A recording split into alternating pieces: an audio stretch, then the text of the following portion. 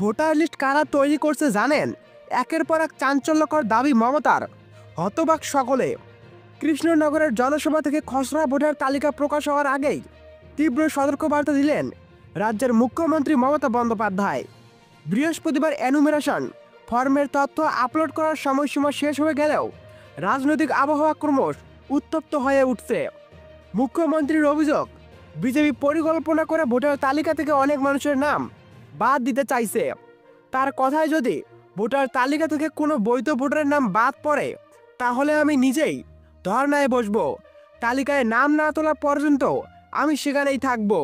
তিনি দাবি করেন যে বিভিন্ন সংস্থা এবং প্রশাসনিক স্তরে বিজেপির প্রভাব খাটানো হচ্ছে। এমনকি নির্বাচন কমিশনও নাকি বিজেপির অভিযোগকে ভিত্তি করেই সমস্ত সিদ্ধান্ত নিচ্ছে। এছাড়াও তিনি বিজেপির আইটি সেলের ভূমিকা নিয়েও এদিন প্রশ্ন তোলেন। তিনি প্রশ্ন করেন, বিজেপির আইটি সেল কি তাহলে ভোটার তালিকা বানাবে?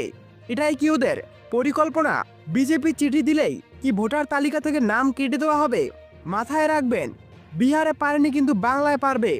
তার দাবি, বিজেপি যতই চাপ দিক না কেন বাংলার মানুষ চুপ করে বসে থাকবে না। মমতার আরও অভিযোগ করেন যে দিল্লি থেকে বিশেষ দল পাঠিয়ে জেলার কর্তাদের উপর কড়াকড়ি নজরদারি চালানো হচ্ছে। ভোটার তালিকা থেকে প্রায় 1.5 কোটি নাম বাদ দেওয়ার চাপ তৈরি করা হয়েছে। নাম বাদ দেওয়ার নির্দেশও দেওয়া হয়েছে। তিনি স্পষ্ট জানিয়েছেন, বাংলাকে ভয় দেখানো যায় না।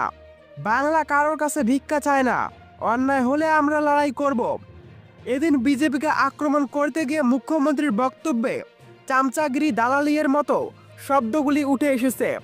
তবে প্রশাসনিক সবার সৌজন্য বজায় রাখার জন্য তিনি তা পরে প্রত্যাহার করে নিয়েছেন। পুরো দেশকে বিজেপির সাম্রাজ্যে পরিণত করার চেষ্টা চালানো হচ্ছে, আর এসআইআর এর মাধ্যমে সেই কাজে এখনো নির্বাচন কমিশন সাহায্য করছে।